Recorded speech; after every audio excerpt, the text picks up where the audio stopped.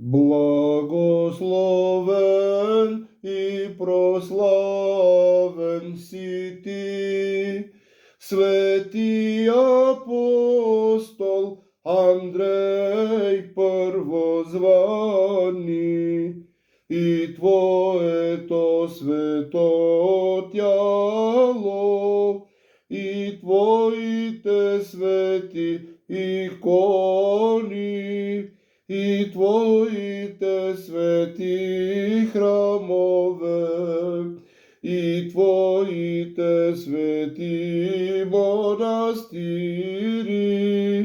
и Твојата света памет, всякога сега и завинаги, и во веки веков. Амин.